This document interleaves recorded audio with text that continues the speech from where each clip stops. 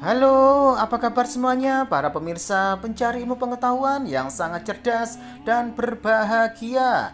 Selamat datang dan selamat mencari ilmu pengetahuan di YouTube channel Kunci Sejarah. Nah, kali ini kita jumpa lagi ya. YouTube channel Kunci Sejarah akan memberikan sebuah informasi dan ilmu pengetahuan yang akan membahas tentang sejarah bom Bali 2 Oktober 2005. Namun sebelum saya membahasnya, alangkah baiknya buat kalian yang masih belum mendukung YouTube channel Kunci Sejarah ini, segera dukung ya, hanya dengan cara tekan tombol like dan subscribe seperti berikut ini, agar kalian tidak tertinggal informasi mengenai ilmu pengetahuan berikutnya.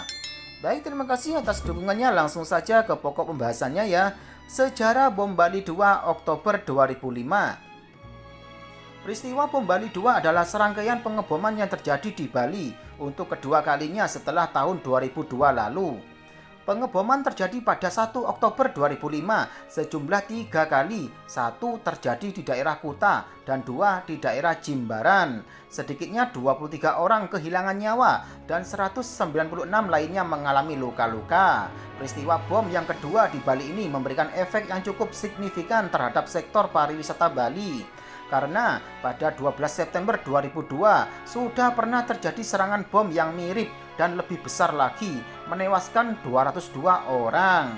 Pada peristiwa bom Bali 2 tidak ada orang atau kelompok yang langsung mengaku bertanggung jawab atas kejadian tersebut. Beberapa hari kemudian, Ansyad Mbai sebagai Kepala Des Anti Teror Kantor Menteri Polhukam mengeluarkan pernyataan bahwa kejadian itu adalah bom bunuh diri yang dilakukan oleh 3 orang, yaitu Muhammad Salik Firdaus, Misno, dan Ayib Hidayat. Juga dinyatakan bahwa tersangka pengeboman adalah 2 orang warga negara Malaysia bernama Ashari bin Husin dan Nurdin M. Top.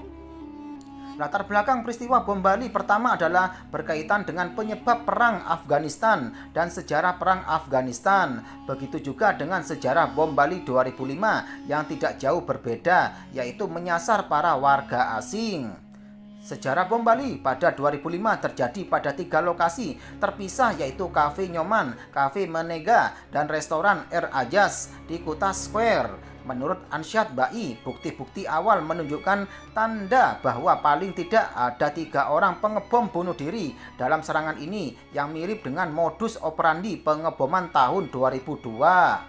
Bukti bom bunuh diri didapatkan dari serpihan ransel dan tubuh manusia yang hancur. Namun ada juga kemungkinan bahwa ransel-ransel itu telah disembunyikan sebelum meledak.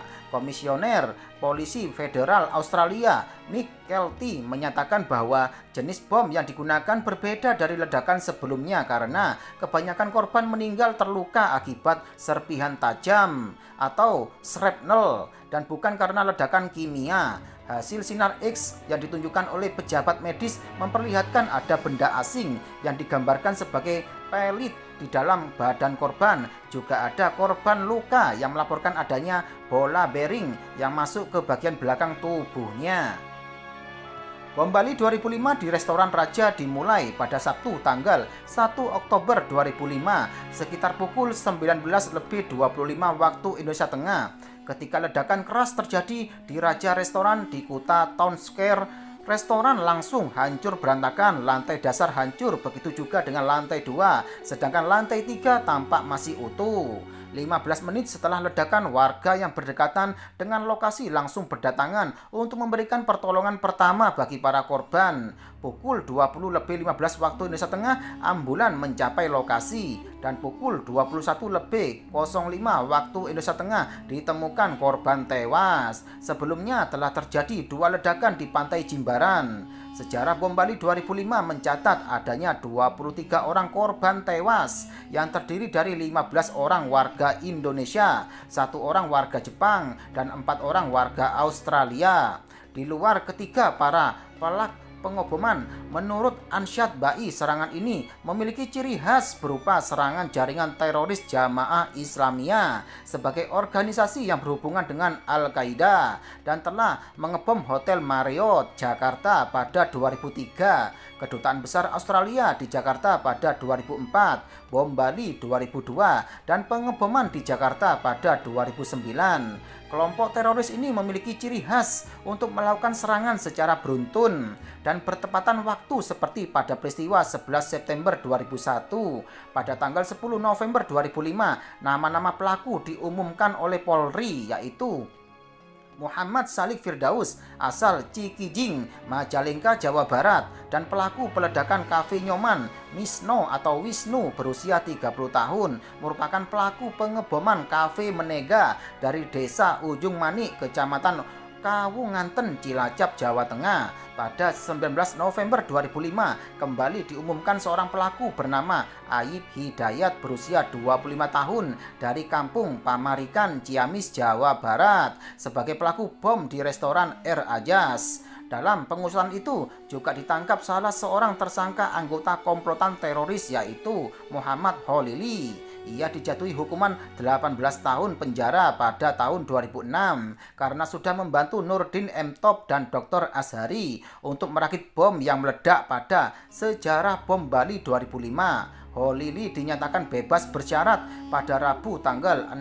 Agustus 2014 melalui remisi karena berkelakuan baik dan tidak pernah melanggar aturan di penjara.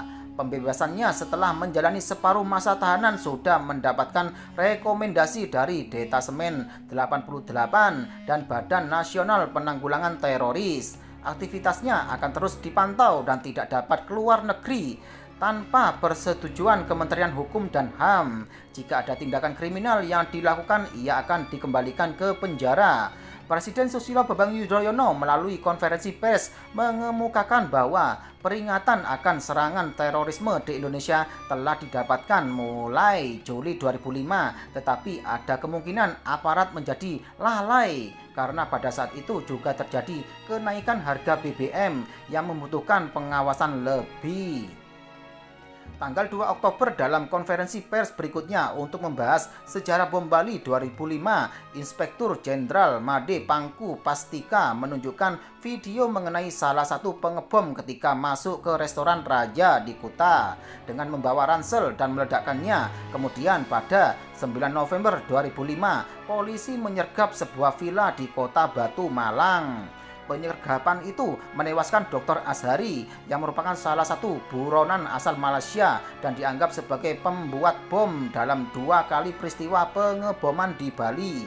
Pada hari yang sama di Semarang dilakukan juga penyergapan dan perburuan buronan lainnya, yaitu Nurdin M. Top. Polisi menemukan sejumlah barang bukti dari para pelaku dalam sejarah bom Bali 2005 berupa rekaman kesaksian ketiga pelaku bom bunuh diri, 2 KTP milik 2 dari pelaku pengeboman. Dalam rekaman video, salah seorang pelaku memberi pernyataan bahwa perbuatan yang dilakukan akan membuat mereka masuk ke surga. Rekaman tersebut kemudian digunakan untuk mencocokkan wajah pelaku dengan kepala yang ditemukan di lokasi pengeboman. Pada 16 November, kaset tersebut kemudian diputar kepada 12 kiai di Jawa Timur oleh Wapres Yusuf Kala agar para kiai dapat meneruskan kepada masyarakat mengenai ajaran Islam yang dipahami secara salah oleh para pengebom. Sejarah bom Bali pada 2005 tidak memberikan dampak yang terlalu signifikan seperti pada peristiwa tahun 2002 karena tidak terlalu terlihat para wisatawan asing yang langsung pulang ke negaranya seperti dulu. Sempat terjadi pelemahan mata uang rupiah sekitar 100 poin pada pembukaan perdagangan yang dilakukan sehari setelah kejadian menjadi Rp10.400, tetapi pada penutupan perdagangan berkurang menjadi Rp10.350, sehingga total pelemahan menjadi hanya 15 poin. Begitu juga pada indeks harga saham gabungan Bursa Efek Jakarta yang mampu memulihkan diri dari pengaruh perdagangan sehari setelah peristiwa sejarah bom Bali 2005. Berbeda dengan sejarah peristiwa bom Bali pertama yang mempengaruhi sektor pariwisata dan ekonomi secara signifikan di Bali. Nah, demikianlah penjelasan dari YouTube channel Kunci Sejarah ini mengenai sejarah bom Bali 2 Oktober 2005. Semoga bisa menambah ilmu pengetahuan buat kalian semuanya ya. Jangan lupa selalu simak YouTube channel Kunci Sejarah ini setiap harinya agar kalian tidak tertinggal informasi mengenai ilmu pengetahuan berikutnya. Sekian, terima kasih, semoga bermanfaat.